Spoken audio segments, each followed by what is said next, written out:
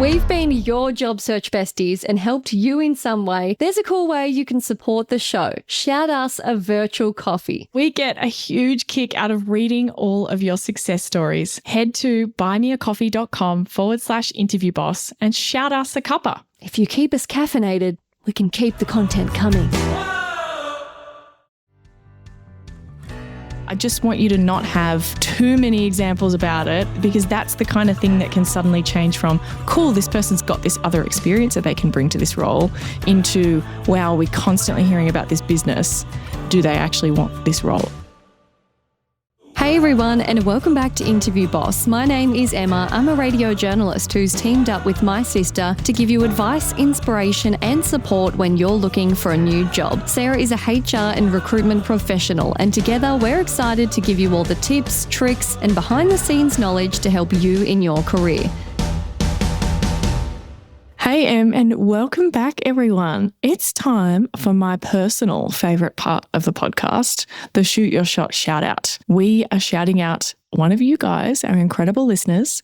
You've gone out there, you've listened to the pod, you've binged it, you've studied your little heart out, you've shot your shot, and you've got some results for us. You've got a win. It's a big win. It's a little win. It's an insight. This week, we're shouting out Alice, who bought us 5 coffees. Alice, thank you. She said, "Hi, Emma and Sarah. I'm such a fan of the podcast. Your content is so fun and very digestible, which is why I've been a listener for nearly 2 years. You've both helped me on what's been a roller coaster of a job search, so buckle up." Oh, I love the buckle up. I'm excited, and I haven't read this one, Alice. I'm so excited. I work in the legal industry and have been trying to break away from a paid internship type role into my first job as a legit lawyer. My dream was to move out of state and work in a certain job. I interviewed for this job for the first time and just missed out, i.e. the runner-up candidate. I listened to your episode on being the runner-up candidate, which was awesome during this time. This gave me the kick up the backside I needed to improve what I could control. I got a career coach to look through my resume and signed up for Interview Academy. After doing Interview Academy and showing off my best bits, I left every interview I got in the meantime feeling awesome and like I did my best. I even interviewed for my dream job the second time, but I got so close and missed out. But it didn't hit me as hard. Interview after interview and rejection after rejection after about a year of searching. I kept revisiting my notes, best bits, and your episodes to help me realize that I am an awesome candidate. You really gave me the confidence to realize that. One of these interviews was for the one job in my home state. This was a lawyer job with such good training and experience. I got into a pool, which I was bummed about at first, but then I went traveling and within a few weeks I got the offer. I'll be starting a few weeks after I return. Even though I didn't come out of the process with my so-called dream job, I'm so grateful that your help has led me to a bigger realization. I realized that putting a job on a pedestal can be a bad thing, and I'm so happy with the job I got. I get to be with my family and friends for a little longer, gain awesome experience, and really evaluate what I want in my career and life. Maybe even get that job when I've got experience behind me. You're amazing at what you do and give job seekers the confidence to never be ashamed of trying. My best bits will be amazing to someone, just like between the 2 personal assistants. Best wishes and sending love your way. Oh, Alice, I can tell she really listened to everything. You're going to make an incredible lawyer, Alice. You took notes, you were there, you understood, you did your homework. I love that story. And I also think such a great example of something we see a lot, where that first job is brutal to try and get, right? Like moving from paid internship to your first legit lawyer. Anything you take, great. It's never going to be that hard again. It's never going to be that hard again. And I love it. You've got a foot in the door. You're in your home state. It worked out with your holiday timing. All of that is so, so good. I was actually just seeing, we've had Mel's story on the podcast before, the Career Big Sis, and she goes by the in-house lawyer as well. Go and check her out on all of her platforms and go and listen to the episode with her. I was just looking at some stuff from her on LinkedIn today, and she was talking about how it's extra rough in Australia right now for the amount of law graduates versus the amount of jobs that there are. And I'm sure that that's the case elsewhere around the world as well, because law degrees are so popular and there's not always the exact same amount of jobs available as there are graduates who actually want to work in law. So it can be really tough. What a good outcome. I'm such an advocate for making the best of where you are now. You might not be jetting off on your interstate move, but you get to be around family and friends, have a huge career transition. Like, that's going to be tough, and your life can stay the same for a bit of stability. And then once you get up and running, you gain some experience, then you can spread your wings. You went and booked a trip, like, just so good. Well done, Alice. Totally. She hung in there and she got the result. She's got her first legit law job, which is exactly what she set out to do. And who knows where that career will take you? You may even end up really loving this job. Who knows? Like, I've ended up in all sorts of jobs that have been my favourite that I would never have thought that from the outside. A career doesn't have to be as perfect and linear as you think. So congrats, Alice. We really yap about Alice, but that's, I did guess how much we really loved her. Her personality too, like, buckle up. I love that. It's so fun. If you want results like Alice and you need a little bit of help to nail those interviews, you can check out Interview Academy, become an alumni like Alice. It'll step you through your best bits, your career story, help you research the company. You can use the cheat sheet that you create through the course time and time again. You'll have lifetime access.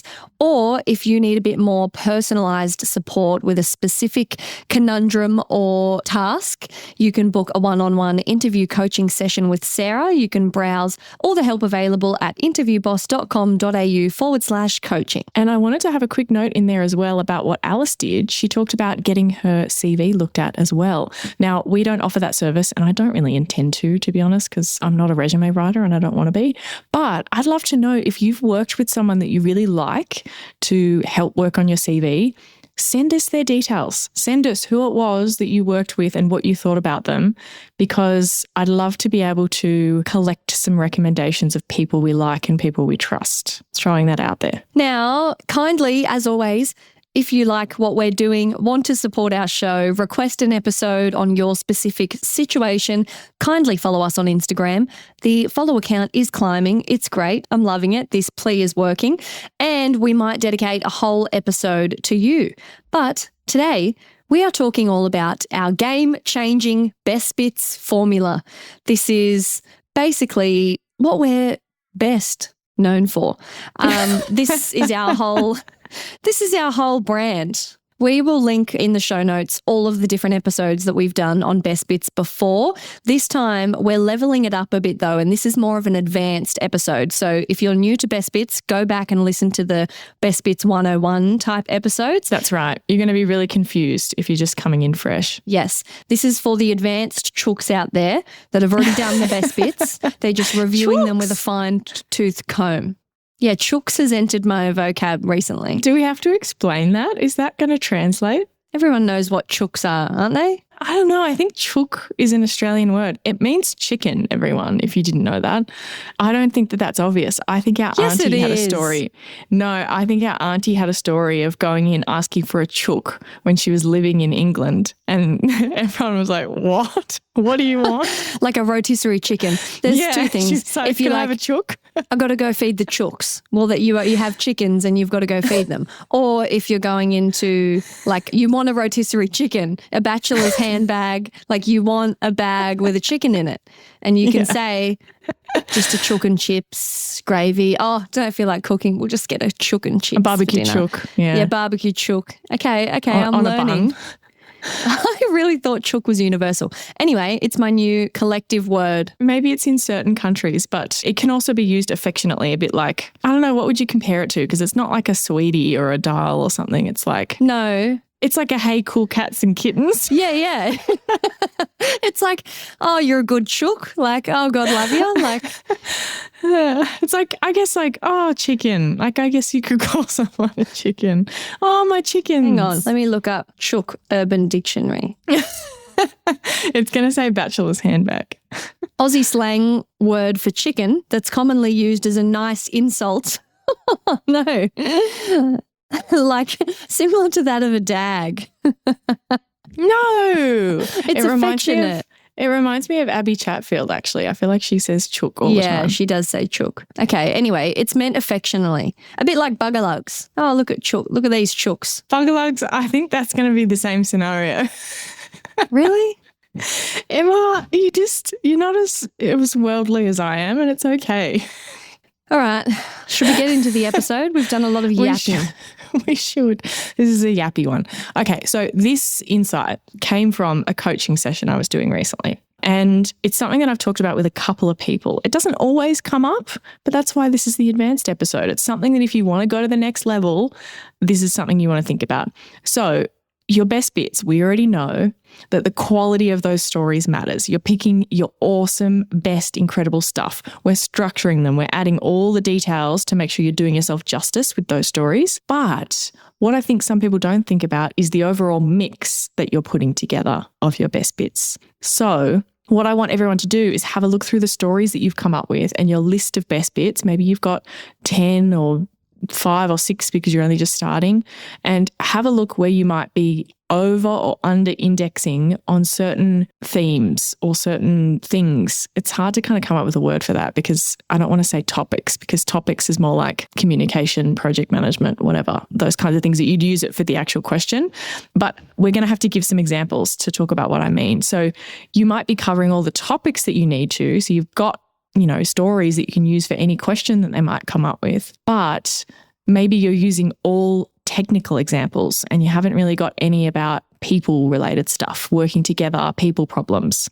Or maybe you've got lots of creative examples, but you've done all this work on compliance and process and there's only really one story about that. And that doesn't really reflect the way that you normally work. So you might have heaps of examples about times you've been a manager, but not enough in there to show that you're also an individual contributor. And that could seem like, oh, you just delegate, but are you ever getting your hands dirty and getting stuff done? Or you could have plenty of research examples, but not enough actual clinical stuff doing it on the ground. And similarly, you might be spending heaps of time focusing on one of your jobs in particular, and that's out of proportion to how long you were there. Yeah. And none of these things are a problem on their own. None of those things are a problem. So if you're listening to this and you're like, yeah, well, I have talked about that job because I was there for the last 10 years and anything else is like not that relevant. Cool. That's totally fine. It's just a bit of a check-in of looking at that and going, am I okay with that? Do I want to put some from another job? No, they're not really relevant. Great. Okay, good. I just want you to be aware of it. The imbalance is fine. It's just that needs to show off your skill set. So you want to think about, okay, if they only heard those 10 stories about you in those proportions, like 8 examples about creativity and only 2 about processes, would that be a well-rounded view of who you are and the way that you go about things? And if you're a mostly creative person who does spend most of their time on that and there's just these other little side things you do, then that's totally fine.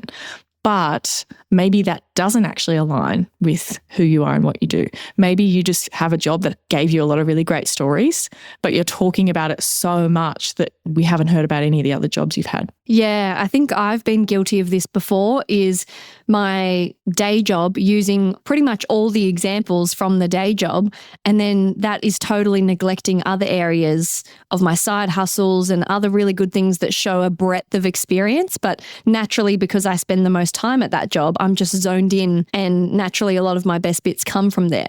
So yeah, great to do a bit of a check-in. And what that can kind of mean is that we've talked before about a really great best bit. It shows all these other traits and character traits and things about you as a person. And so let's say you did give some really, really great, strong manager examples. Cool. We can see how you think through problems, how you proactively identify that there's a bit of an issue somewhere, how you manage your team's workload, how you deal with flex, all these different things that might come up. But the more you keep talking about those, we've kind of already got the sense that you're already a very competent manager. Does that kind of make sense? And so adding another one, we're not necessarily like adding to that picture because we've already got that ticked off. But what we don't have is something else over here that talks about what you do in a different area. Does that kind of make sense? It's like, even if they're really amazing, they're just kind of adding more evidence behind something that they've already known about you. You've already convinced them. Yes, that's right. And so that's what we're kind of talking about. It's not that you have to do one of each on every single area. We're looking for like an overall really big imbalance. This doesn't happen to everyone, but I do see it occasionally where I go, oh, okay, have you realized that all of your stories are coming from client examples? Have you got any about the team, or have you got any about something else? Like, because the role that they're going for isn't just clients. There's also these other elements that they haven't addressed. And so they've addressed the topics, but not these other things. So kind of hard to articulate a little bit, but I think it's all making sense as we get into example. Hey, Interview Boss listeners, if the podcast just isn't doing it for you and you need way more help to prep for your next interview, we have the perfect thing for you. Interview Academy. Em, tell us all about it. This is huge. This is the love child of Sarah after doing hundreds of one-on-one coaching sessions, finding out what people struggle with the most, common mistakes. Sarah has created the ultimate course that you can do in your own time, self-paced, heaps of modules, videos, interactive quizzes, a workbook that will become your Bible by the end that you can take with you into your interview, because if you're a long-time listener, you know that we endorse taking notes into your interview. It's a game changer. Check out more about it at interviewboss.com.au/interview academy. So yeah, this not doing a bit of an audit of your examples can inadvertently have you come across maybe like you're not as interested in the role as you say you are, because there's kind of a misalignment in all of your examples versus what day-to-day would actually be like in the job. Yes, I see this a little bit as something people don't realize is that they're proud of stuff that they've achieved. And let's say you have run your own business for a little while, but you've also got this other experience you want to talk about. If you were saying, hey, I don't want to run my own business anymore, I'm ready to kind of stop that, I want to come work for someone else and just turn off in the afternoon and whatever, like that's what I really want. And maybe that's really true, but you're also really proud of what you did in your own business. Fair enough.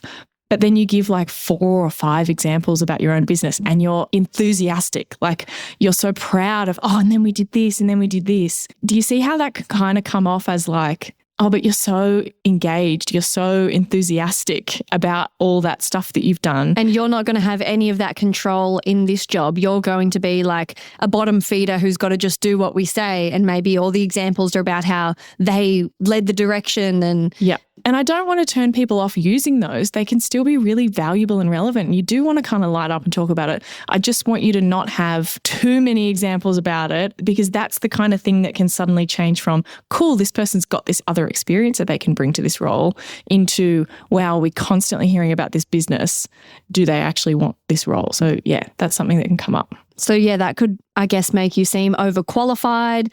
On the flip side, also underqualified if you're not showcasing enough examples that match the seniority of the job that you're applying for, and maybe not enough experience in X field. What if you have actually done a lot of customer service stuff, but most of your examples are about being on the back end in your most recent job? You would hate for them to write you off because you don't have enough customer-facing experience. Yeah, that's right. You want to make sure that it's well-rounded. You could come across as not well-rounded enough, like you're too specialist. Or complete flip side, you could come off as too generalist. And again, none of those things are bad. Like all of that has a point. Sometimes you do want to be well-rounded. Sometimes you do want to be a generalist. But it just has to be relevant for you. If that's true for you, great, amazing. If that's true for the role, even better. We just want to check in and make sure that we're not misrepresenting ourselves a little bit. Okay, so if you've done a little audit and you're like, all right, that's me, everything you've just said, that's me. All right, here's what you do next. Pick your favorite stories. The best ones. We're keeping these. We're not going to make you cull them all. Don't worry. Protect some, stash them away. Yeah, they're not going anywhere. You're still going to use them. You're cordoning them off with a do not touch. Like they aren't going anywhere. Your top, I have to talk about these amazing favorite stories. Great. Staying. Yes. Right click, hold from purge. That might be a bit niche. That's in my News Boss software. I don't think anyone else uses that. I Anyway. you just made that up. Hold from purge. No. purge is a wild word to put in a software. Yeah. Anyway, shout out to everyone else that has the button hold from purge in their workplace. So with those out of the way, look at all of your other stories and see if you can come up with something else. Is there anything else that could replace it, that could match the same question topics, but give you that balance that you were looking for? And phone in a friend, because sometimes we're too tunnel vision about our examples, but your partner, someone you live with, might be able to be like, oh, well, what about that thing you did that you were raving about the other day that you've totally overlooked? Yeah. You can look back through your calendar. If you're currently in the job still, you can look back through your resume and read it. You can look through your LinkedIn. Did you post something about it? Yeah, heaps of different ways you can kind of get prompted.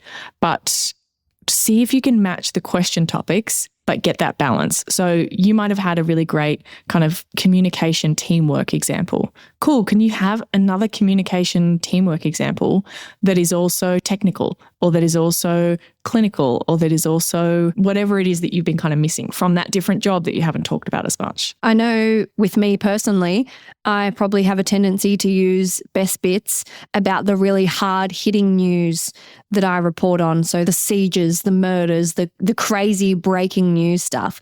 But if I fail to also talk about how a lot of what I cover is grassroots, community campaigns, local news, that might make me seem too... And that's a good point. Like, is your everyday always the hard-hitting crazy news stories, or is that just the stuff that is like, it's memorable and it's flashy? Yeah, and it seems the most like interesting to talk about. But if you fill up a whole conversation with those things, like they don't know what you actually day-to-day kind of spend your time doing, which is your fundamentals, which might be something else. So that's another thing to think about. Are you focusing on the high-octane stuff that comes around once in a while, or are you giving examples from the more kind of day-to-day things, which are important? And you can also make an incredible best bit out of something that isn't necessarily like groundbreaking, game-changing. Remember, they're hiring you for the stuff that you do all the time because you're really good at the stuff that you do all the time because you do it all the time. Like, those are good things. Like, if someone every single day edits videos, cool, I want you to tell me about how you do that every day, because that's why I'm hiring you to edit videos every day.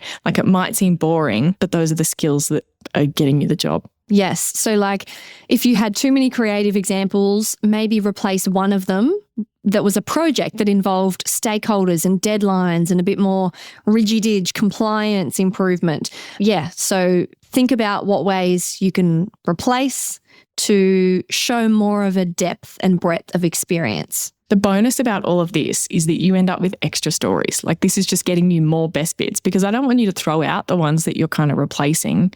They're still there as backups. But if you kind of think about them as a bit of a priority list of like, you're going to try and use those amazing ones that we saved from the purge at the top, then you've got maybe some of these ones that we've been coming up with. And then these ones that we've like, quote unquote, gotten rid of, they're at the bottom, because you might get a question that's a bit weird, a bit curly, and one of those ones that you thought you might not mention, all of a sudden that's going to be the thing that saves the interview. So they're still there, they're still useful, and they're backups, but we've also got other options as well. And those ones that are the backup ones, just keep them as like a list of headlines. Like, don't have them all prepped. Just know that the title of it, like Project X example, and you know that off the top of your head, you'd be able to spin something about it because it's a bit of a weaker example. You want to flesh out the epic best bits, prioritize them in order. Yep, absolutely. Now, we don't know what they're going to ask you or what stories you're going to be able to use, obviously. That's the whole point of an interview, unless you're one of those lucky people in government who have like strict selection criteria and the questions are kind of brutal because they're really formal and multi-pronged, but at least you know what they're going to ask. And then sometimes they do give you the questions in advance in government processes. So, you know, props to you, but the rest of us have no idea what they're going to ask. But now that you've identified that problem with your blend, you can keep that in mind as you go along. And you can say, okay, I just had 2 answers about this job. In this next question, I'm going to try and use that example that I came up with. Does that make sense? Like, you're kind of keeping that in your mind as you're going through the interview. And if you want to go super duper advanced, I think some of our listeners will actually do this. And I love it because I think I would do it. In fact, I know I would. If I thought, okay, I've already talked about that job a little bit much, but I have 2 examples for this one and I'm not sure. I kind of want to talk about this different job, but I'm going to throw it to them. I'm going to ask them. provided that it's a bit of a conversational interview. You could even say, oh, great question. I have another story from that same company, actually, or I could give you one from when I was at blah, blah, blah, and see what they say. They might go, yeah, let's hear about blah, blah, blah. Or like, no, actually, I'm really enjoying hearing about this company. Like, I want to hear more about that. Why not? Ooh, what if they say, oh, up to you? They, reverse card you back. Then make your call on what you would have done without asking, which I would say is go with the breadth, because you decided up front that you wanted to make sure that you were doing that for a certain reason. So I would go with the different company. You're always giving rogue hacks that just make me so nervous and I'm probably never going to do. But there is people out there that will probably give it a try. Yeah, because I just sometimes as the interviewer, I can imagine how that would feel, and I would ask them and I'd be like, yeah, I've heard enough about that job. I don't really want to hear about that again. I do actually really want you to switch. And then I would go, yeah, let's hear about that job instead. That would be a great moment for me to be like, yeah, I'm sick of I get it. I get what you did there already. Let's move on. Or if I was going, oh my God, it's so relevant, it's really, really good, I can tell them, no, stick with it. It's working. It's good. I like it. It's super advanced. That's top level. If you're terrified about that, don't worry about it. Just go and look at your overall mix of stories and leave it at that. There you go. Well, that is our best bit advanced audit episode. And a little Australian slang vocabulary lesson. Crash course. Yeah. Let us know in the comments if you had heard of a chicken being called a chook. And what else? If you've heard of the term of endearment, buggerlugs. That's what my dad calls me every time I walk in a room. Here's buggerlugs. Look at him, heads on him like rats. He's got so many sayings. Heads on him like rats. He's never said that to me. Oh my God. I swear. Just ask him. He'd be like, Emma, of course. I say that all the time. You just have selective hearing. He's never said that. No, he's never said that to me. He must think you look like a rat. And not me. That is so rude. You look more like a rat than I do. Okay. Yeah. Hit stop. No. Did you ever play that game of frog or rat? Everyone you had to classify as a frog or a rat? Oh, yeah. I haven't played it, but I saw the trend. There's no context given. I wonder whether there's another animal as well. Or maybe it's just frog and rat. And you can't explain it, but you look at people and you're like, obviously a frog. And then you look at someone else and you're like, obviously a rat. You can't explain. So but mean. Rats are disgusting. Yeah, but frogs, imagine a big bullfrog warts all over it. That's not good either. That's the fun of it. There's not a good one. It's equally... Look, proceed with caution. Don't play Sarah's game with your friendship group. You might never talk again. No, I think they'll agree. I'm a rat, you're a rat. We just know. It's just the way it is. I'm not a rat. I'm scared of rats. I'll be anything but a rat. Yeah, but you're not a frog, Em. I'm sorry. I'm sorry. You're too pointy. All right. Do the outro. Thanks so much for listening to Interview Boss. If you like hearing the sound of our voices and our Aussie slang, hit that follow button in Apple or Spotify, and better yet, leave us a review or tell someone else about the show.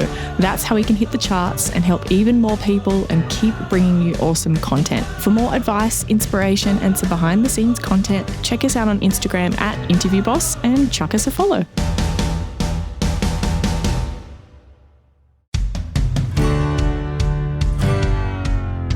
Can you believe we started Interview Boss in 2021? Not really. It's insane. That's a lot of episodes and a lot of hours of talking. Oh my gosh, it is. And if you're scrolling through all of our episodes, you might scroll straight past something that you really, really needed. Yes, we're always getting messages from people asking us to do an episode on something, and I'm like, we already have. So we've put together playlists to help you find the episodes that are exactly what you need, suited to your situation. They're all categorized. If you're applying for jobs, we have episodes about resumes, cover letters, job ads.